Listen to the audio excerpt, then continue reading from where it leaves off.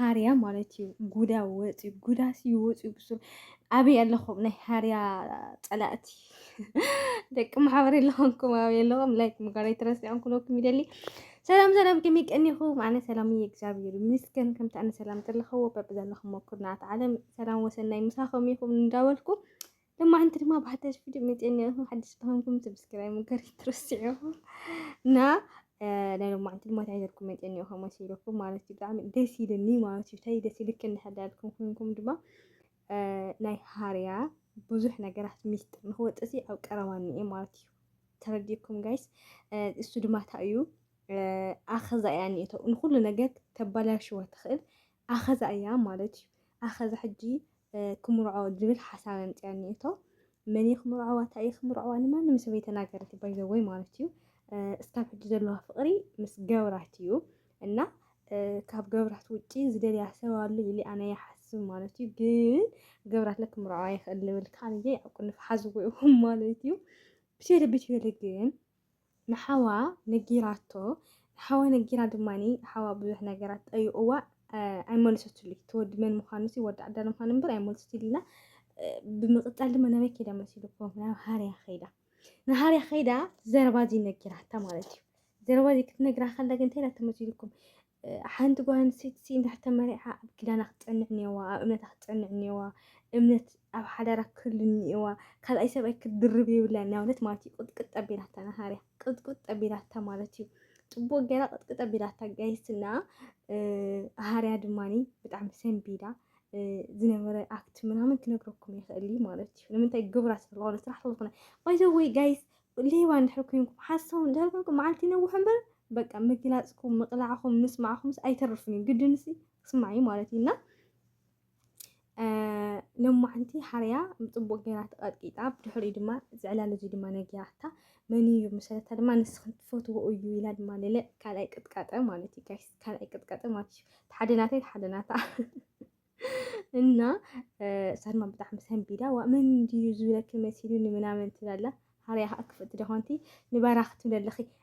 ኢማጂን ጋይስ ማለት ንሓዋ ንኽትምነስ ንባራኽ ትላለኽ መሲሉኒ ላታ ማለት እዩ ሕጽዎ ምክንያቱ ትሰውን ሱቅ ጽርሐይ ትኸለኛ ንሐጸሪሃ ኮይና ካልእ ሽግር ስለልመጽ ማለት እዩ ጋይስ እና ሃርያ በጣም ተሰናቢዳ ምክንያቱ ገብራት ከይሆን ስለልፈርሐት ምክንያቱ ኣፍታ ዓዲ ለሎ ሰበይቱ ለብሉ ሰብኣይ ገብራት ጥራሕ እዩ ገብራት ድማ ናይ ሃርያ ውሽማ እዩ ምስ ባራኺ ለሆነ ነገር ተተፈጢሩ ናብ ገብራት ጥሪላ ንኽትከይድ ትሕጃ እዩ ማለት እዩ ጋይስ እቲ እምነት እቲ ኺዳን እቲ ፍቕሪ እቶም ውላድ ምናምን ምንም ይመስለይ ሃርያ ዋናው ገብራት ኣብታ ዓዲ ይሃሉ ማለት እዩና ንባራኺ ዘይግብኦ ድዩ ኣይግብኦን እዩ ምክንያቱ ባራኺ ብጣዕሚ የዋህ ፈቃር ሰብ ሓላይ ስድርኡ ኮስኳሲ ሰራሕተኛ ንሂጡ ዝበልዕ ኣብ ሕሶታት ስርቂ ኣብ ሕማቕ ነገር ቀጠፍጠፍ ለይርከብ ንጹህ ሰብ እዩ ባራኺ ማለት እና ንዕኡ ገፊዓ ናብ ካሊእ ሰብኣይ ምኻድ ማስቃናቱ ድማ ከም ዘጥሓር ኣምሹር ግፀኛ እየ ማለት እዩ ጋይስና ለማዓንቲ ሃርያ ጉዳ በቃ ኣነግረኩም ይክእድን እየ እዚ ነጊራ ድማ ምስ ወድአት ንገዛእሳ ኸይዳ ባራኺ ድማ መፅዩ ትዕላል ዝዕሊልዋ ማለት እዩ ሰብ ክመፁና እዮም ጓልኩም ሃውናሉ ንብልና እንታይ መስለኪ ከመይ መስለኪ ከመይ ዓይነት ጉዳይን ውራይን ንግበር ልብል ሓሳብ ኣልዒሎም ለማዓንቲ ተነጋጊሮም ማለት እዩ ብዛዕባ ምን እዩ ምናምን እንዳንእሽተይ ኣገርጊራ ነይራ ብዛዕባ ሓፍቲ ምዃኑ ምስ ሰምዐት ክነግረኩም ይኽእሊ ግን እንታይ እዩ ትሽግሩ እንድሕር ኢልኩም ኮንኩም ባራኺ ምንም ኣይፈልጢ ምንም ኣይግጥሚ እንታይ ኮይና ስለምንታይ ከምኡ ትብላ ካብ ምንታይ ተበኪሳ ከምኡ ትብላ ምንታይ ከምኡ ሓሲባ ምናምን ጭራሽ ኣይሓስብ ማለት እዩ ምክንያቱ ብግርህነት ዝተበልዐ ሰብ ስለዝኾነ ማለት እና በቃ ክስካ ባዕልኩም ትፈልጡ ክስካ ኢድ የብለይን ኣነኡ ክስካ ዝፈልጡ ተኣምረ የብለይን ምናምን በፂሓ ማለት እዩ ንምንታይ ሰብኣይ ገብራት ኢላ ስለዝሓሰበት ገብራት ተወሲዳቶ ድማ ዝገደደ ሽግርን መዘዝን ዝመፀን ዓኣ እንድሕር ተዘይተኾይኑ ከዓ ኣኸዛት ጉዳይ ንኽተባላሹ ዓብይ ስልጣን ኣለዋ ምክንያቱ ባራኽን ሃርያ እንታይ ይልበሃል ከም ዝኾኑ ወሻሽም ከም ዝኾኑ ትፈልጥ እያ ብዙሕ ዝገበርዎ ነገራት ትፈልጥ እያ ብሽም ሓዋ ምሒላ ከም ዘተዓረቀቶም ትፈልጥ እያና ኣኸዛ ምስ ሃርያ ምስ ባራኽን ለሎ ነገራት ተበላሹ ምስ ገብራት ዘሎ ነገራት ተበላሹ ምስ ብዙሕ ነገራት ምስ ጎረቤት ተበላሹ ምስ ደቃ ተባይታ ምናምን ብዙሕ ነገር ይክፍጠር ማለት እዩና ስለዚህ እቲ ዘሎ ሚስጥር ድማ ያው ናብ ካሊእ ቦታ ሰዲድካ ንስታት ነገራትካ ዝሓልፍካ ዝሽፈን ምሕላፍ እዩ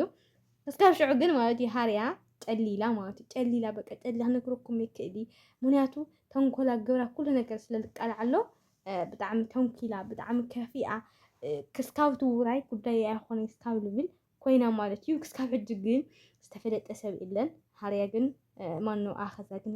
እስክርሹዱ እንታይ እዩ ምባል ኣምጥልይ ጋይስ ሽርጉዱ ያ ትብለላ ማለት እዩ እና ማለት ምክንያቱ ኣኸዛ ውላደ ይብላን እያ ዝነበራ ሰብኣይም ተጎዲእዋና ኣኸዛ ማኖ ቆልዓለ ኣይብላን እያ ስለዚ ወላ ዕድሚኣ ንእሽተን ድፍእ ቢላ ምናምን ትኾን ኣብቲ ንስዑ ዕድመ ዘለዋ ደቂ ኣንስትዮ ዘይክወልዳ ይኽእላ ማለት ብፍፁም ይወልዳ ማለት ዘይኮነ ግን ክልተ ሰለስተ ውልደ ቢለንስ በቃ ኢለን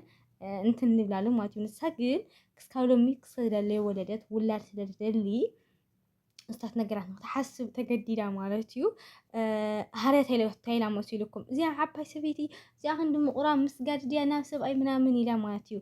ባራኸኻ ጥራሕ ትውለደለይ እምበር ጉዳይ ይኹን ፀገም የብሊ ምናምን ኢሉ ልማዓንቲ እንትን ክብላው ኢሉ ማለት እዩ ጋይስ ዞሮ በቴለ ግን ናይ ኣኸዛ መርዓን ደርዓን ውላድን የርእየና ክብለኩም ይደሊ ብምቕፃል ድማኒ ልማዓንቲ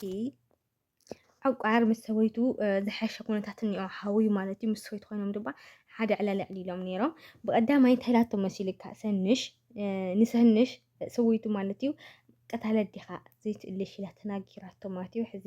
ሰንሽ ኣብ ዓዲ የለን ናብ ቤተሰቡ ይኸይዱ ናብ እሙ ይኸይዱ እሙ ድማ ኣብ ዓዲ ዓብይ ዳእያ እኒአቶ እና ስለምንታይ ኺ ታይላቶ ነይራ ብቀዳማይ ጋይስ እንታይ ይልበሃል ቀታለ ዲኻ ስለይትፈልጥ እያ ተናጊራት ነይራና ስለምንታይ ከምዚ ኢልኪልዋ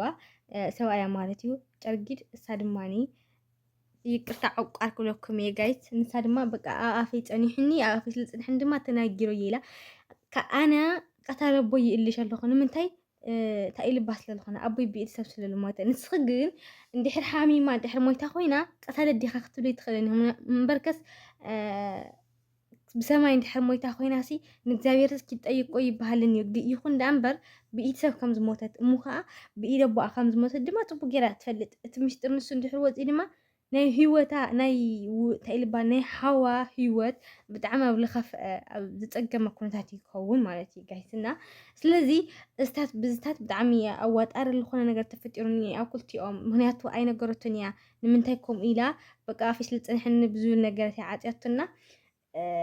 ትዝኸበዶ እዩ ባይዘወይ ትዝኸበዶ እዩ ይኹን ዳ እምበር ሰወይቱ ንዕቋር እቲ ሚስጥር ክትነግር የደልየቲ ማለት እዩ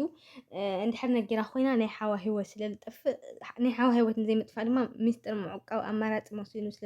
ስለዝተሰማዓ ጋይስ ከምዚ ጌራ ማለት እዩ ዝሮ በቴለ ግን ሃርያ ኣብ ሕማቅ ኩነታት እኒአቶ ብጣዕሚ ዳርጋ ተጨሊላ በልዋ ብጣዕሚ ሃርያ ያው ኩላቶም ደነይ ባዕሎም ዝኾነ ፀገም ናይ ባዕሎም ዝኾነ ሽግር ይገጢምዎም እኒአ ማለት እዩ ኩሉ ነገር ተፈቲሑ ነናቦቱ ነናመስመሩ ነናፅባቑ ኣትዩ ኩሉ ነገር ተስተኻኺሉ ተስፋ ይገብር ኣኸዛለ ወሊዳ ክንሪኣ ኢና ኢለ ተስፋ ይገብር ናይ ኩላቶም ጸሎት ግበሩ ለኣኹም ሓደሽ ለኹምኩም ሰብስክራይብ ምግባር ኣይትረሲዑኹም እስካብ ሕጂ ስለ ዝፅናሕኩም ድማ ኣዝየ ዝመስግን ሰናይ ንዓኹም